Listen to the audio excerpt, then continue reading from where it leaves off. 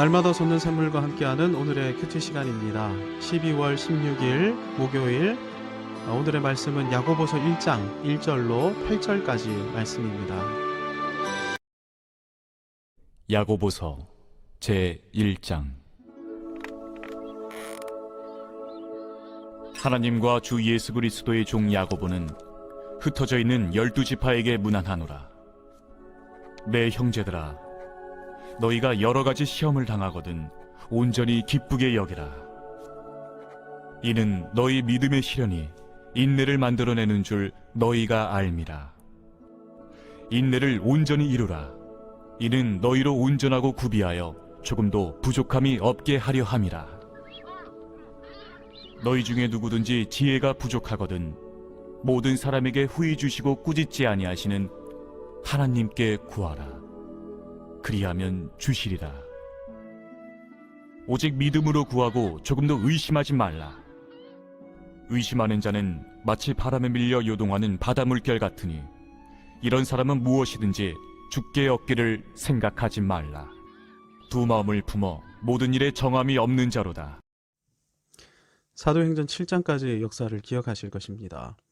부활하신 예수님이 제자들에게 성령님을 보내주실 것을 약속하셨는데요. 성령님이 강림하시면 제자들은 성령의 권능을 입고 복음 증거와 하나님 나라 사명을 능히 감당하게 될 수 있습니다. 이 약속을 유언처럼 남겨두신 다음 예수님께서는 영광 중에 하늘 보좌로 승천하시죠. 이후 제자들은 곧바로 약속을 붙들고 기도하기 시작했는데 몇 날이 못되어 불의 혀처럼 갈라지는 성령 강림의 역사를 경험하게 됩니다. 그리고는 성령님의 강력한 조명하심 가운데 하나님의 큰일이신 예수 그리스도의 십자가와 부활, 이 땅에 이루어지기 시작한 하나님 나라를 이해하기 시작합니다. 그야말로 성령의 불길에 휩싸여 뜨거운 감동과 감격, 뜨거운 사명감으로 하나님의 큰일을 선포하기 시작하죠. 120명이나 되는 사람들이 고함치듯 같은 메시지를 선포하는데 들리는 사람들에게는 이 메시지가 각기 다른 언어로 들리기 시작했습니다. 한 메시지가 언어의 차이를 초월해 선포된 것인데 이는 바벨탑 이후 나뉘었던 언어를 복음의 메시지로 통일시키는 역사였습니다. 바벨탑으로 나뉜 언어의 회복, 언어 통일의 방편이 무엇입니까? 방언이죠. 물론 사도행전 2장의 방언은 외국어 방언입니다. 이 방언으로 뭘 했다고요? 하나님의 큰 일이신 예수 그리스도, 그분이 이루신 하나님 나라의 메시지를 선포했습니다. 그런데 이 메시지가 얼마나 논리정연하며 또렷한 메시지였는지 모릅니다. 그래서 오순절을 지키기 위해 예루살렘에 모였던 외국 출신의 유대인들, 디아스포라 유대인들은 예루살렘에서는 들을 거라 상상도 못했던 자기들의 난곳 언어로 위대한 메시지가 선포되는 소리를 듣고 성령 강림 현장 주변으로 모여들기 시작했죠. 이들이 베드로의 설교를 듣고 성령의 조명하심 가운데 죄를 깨닫고 유일한 구원자이신 예수 그리스도를 깨달아 믿음으로 회심하여 최초의 교회인 예루살렘 교회를 이루었는데 당시 회심했던 사람들의 수가 성인 남성만 3,000명이지 않았습니까?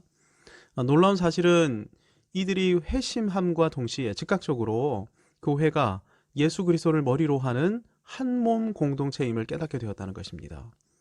예수 믿고 구원받는 일이 개인적인 일 같아 보였는데 구원받고 보니 예수님과 연합해 있는 수많은 형제와 자매가 보였던 것이죠. 나도 예수님과 연합했고 형제 자매도 예수님과 연합했으니 이제 우리는 하나이구나. 그리스도를 머리로 하는 한 몸이구나. 예루살렘 교회 성도들이 이렇게 깨닫게 된 것입니다. 그래서 예루살렘 교회가 공동생활을 시작했는데 수천 명이 공동생활을 하려니 어마어마한 양의 생필품이 필요하게 되었고 이 필요를 채우기 위해 성도들 가운데 자발적으로 자산을 매각해서 헌금하고 자기의 것을 나누는 사람들이 생겨났습니다. 정말로 한 가족으로 살아가는 역사가 일어나기 시작한 것인데요. 이 와중에 또 5,000명이 회심해서 교회에 가입했고 허다한 제사장의 큰 무리도 교회에 가입하는 놀라운 부흥의 역사가 나타나기 시작했습니다. 그래서 사도행전 7장까지의 역사는 한마디로 부흥의 역사인 것이죠. 부흥의 불길 타오르게 하소서. 진리의 말씀 이 땅 새롭게 하소서. 부흥의 강물 흐르게 하소서. 성령의 바람 이제 불어와. 우리나라에도 이런 부흥의 역사가 임했던 역사가 있습니다.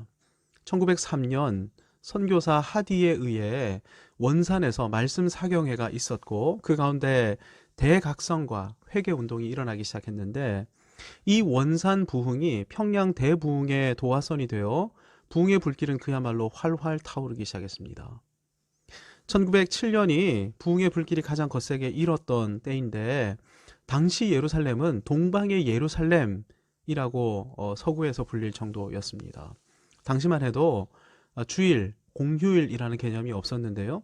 모든 날이 생존을 위해 똑같이 일해야만 하는 날이었습니다. 그런데 평양 대부흥의 사회적인 영향이 얼마나 막강했던지 주일이 되면 평양 시내 모든 상점이 문을 닫았습니다. 평양 상당수의 사람들이 예배에 참석하고 주일을 성수하느라 상점을 이용하지 않았기 때문에 상점을 열어봐야 소용이 없었기 때문입니다. 아울러 상점 주인들 상당수도 믿음을 가지고 주일 성수를 했기에 상점 문을 닫고 예배당으로 모여든 것이죠.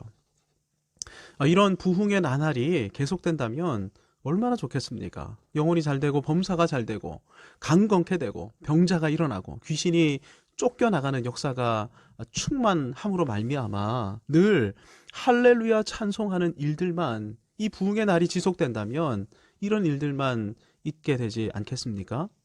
그런데 사도행전 8장을 보면 활활 타오르던 부흥에 그야말로 찬물을 끼얹는 고난과 박해, 그저 단순한 박해가 아니라 대대적인 박해가 일어나고 있습니다. 그래서 8장 1절에서 누가는 이렇게 기록하고 있죠. 그날에 예루살렘에 있는 교회에 큰 박해가 있어 사도 외에는 다 유대와 사마리아 모든 땅으로 흩어지니라. 예루살렘 대박해로 말미암아 부흥은 중단되고 성도들은 뿔뿔이 흩어져 버리고 말았던 것입니다. 부흥하는 것이 주님의 뜻 아닙니까?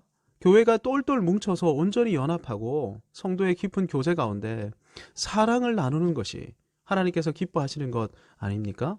그런데 왜 만물의 섭리자이신 주님께서 부흥을 중단시키시고 고난을 허락하시는 것입니까?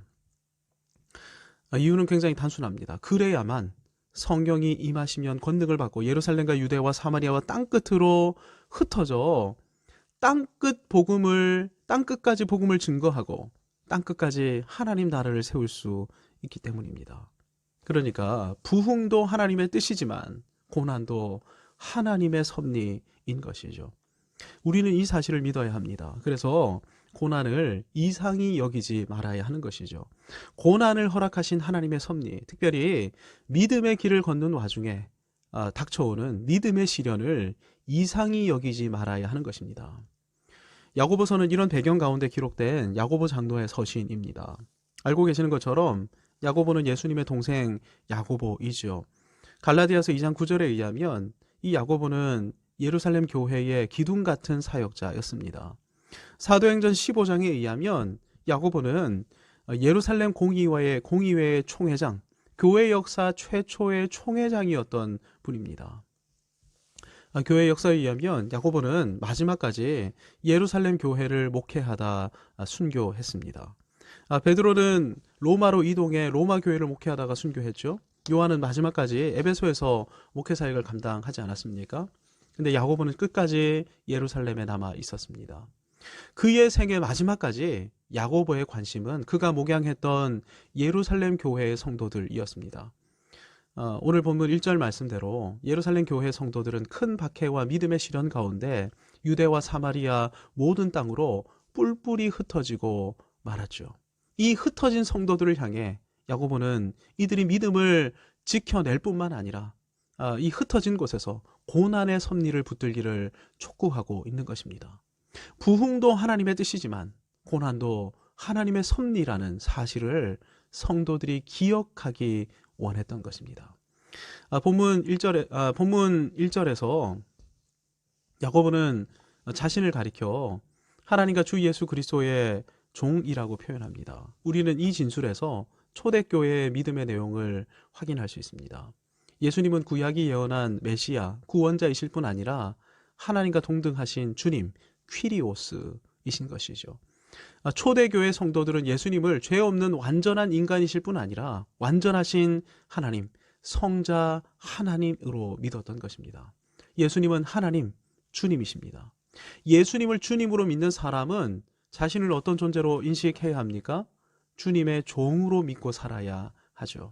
그래서 야고보가 자신을 주 예수 그리스도의 종이라고 표현했던 것입니다. 야고보뿐 아니라 주 예수님을 믿는 모든 성도는 그분의 종이 돼야만 합니다. 종은 주인께서 주시는 것이 있다면 그것이 무엇이건 기쁨으로 받아야 합니다. 주 예수 그리스도께서 부흥을 허락하신다. 그러면 그 부흥을 기쁨으로 받아야 하는 것이죠. 내가 원하는 소수의 사람들하고만 함께 신앙생활 하기 원한다. 이렇게 해서는 안 되는 것입니다. 우리 교회에 부흥이 일어나고 또 다른 사람들이 우리 교회에 들어온다. 그러면 주님께서 허락하신 부흥이구나. 주님께서 허락하신 사람들이구나. 기쁨으로 받아들여야 하는 것이죠. 주 예수 그리스도께서 고난을 주시고 시련을 주신다면 어떻게 해야 할까요? 고난이나 시련 역시도 기쁨으로 받아야 하는 것입니다.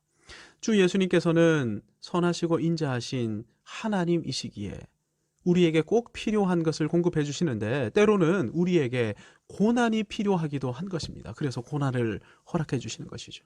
그러면 그 고난을 기쁨으로 받아야 하는 것입니다. 살펴본 대로 예루살렘 대박해는 주님의 계획인 땅끝 선교를 위해 허락하신 하나님의 섭리입니다.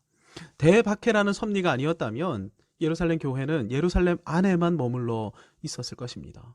부흥하고 헌신하고 하나 되고 그래서 기쁨이 넘치니 여기가 좋사오니 이럴 수밖에 없지 않겠습니까? 따라서 대박해가 아니었다면 예루살렘 교회의 부흥은 하나님의 뜻을 오히려 저해하고 가로막는 그러한 부흥, 오히려 하나님의 역사를 회방하는 부흥이 되고 말았을 것입니다. 고난은 주님의 뜻을 이루는 특별한 섭리인데 이 고난의 섭리를 믿는 성도는 믿음의 시련을 기쁨으로 맞이해야 할 뿐 아니라 무엇보다 고난을 참고 견뎌야 합니다. 인내해야 하는 것이죠. 왜 고난을 허락하시는지, 고난의 섭리가 무엇인지, 고난을 허락하신 뜻이 무엇인지 인내 가운데 깨달아 알아가야 하는 것입니다. 고난의 섭리를 깨닫기 위해서는 기쁨으로 오래 참는 인내뿐 아니라 반드시 지혜가 있어야 합니다. 믿음의 시련, 이 믿음으로 말미암는 고난을 섭리적 시각으로 재해석해낼 줄 아는 지혜가 있어야 하는 것이죠. 고난이 아니었다면 예수님의 성품을 배울 수 없었을 텐데 고난은 예수님의 성품을 배우게 하시는 그런 학교로 하나님께서 허락하신 것이구나. 고난을 통해 하나님의 크고 놀라우신 은혜를 깨우쳐 주시고 계시는구나. 고난을 통해 나의 연약함을 더 이상 의존하지 않도록 나를 하나님을 의존하도록 인도하고 계시는구나. 그래서 고난은 정말로 유익한 것이구나. 고난을 통해 불기둥과 구름기둥을 체험하게 하시려고 또한 만나와 메추라기를 허락해 주시려고 반석에서 물이 터지는 역사를 체험하게 하시려고 고난을 허락해 주셨구나. 고난 가운데 하나님의 크심을 보게 하시니 이 얼마나 감사한 일인가. 이 지혜의 출발이 무엇이라고요? 고난의 섭리를 통해 선하신 주님의 뜻을 이루시는 하나님을 향한 믿음입니다. 이 믿음을 누가 주십니까? 하나님께서 주시죠. 따라서 야고보는 지혜를 구할 것을 촉구하고 있는 것입니다. 저와 여러분 역시 고난의 섭리를 믿고 고난을 통해 우리에게 허락하실 하나님의 은혜가 무엇일지, 우리를 어떻게 더욱 진일보시키실지 기대하면서 기도할 줄 알아야 합니다. 고난 앞에서 낭망하여 쓰러지고 넘어지는 것이 아니라 고난을 통해 하나님의 지혜를 깨달아 의연하고 담대할 줄 알아야 하는 것이죠. 또 다른 고난에 직면한 사랑하는 형제 자매를 위로하고 그들을 붙들어 세울 수 있는 사람이 고난을 통과하면서 우리가 그런 존재로 빚어져야 합니다. 이를 위해 믿음으로 간절히 기도해야 하는 것입니다. 믿음으로 기도하면 하나님께서는 고난의 섭리를 통해 우리로 인내하게 하실 뿐만 아니라 그 와중에 우리 인격을 그리스도의 장성한 완전함에 이르도록 우리를 빚어가실 것입니다.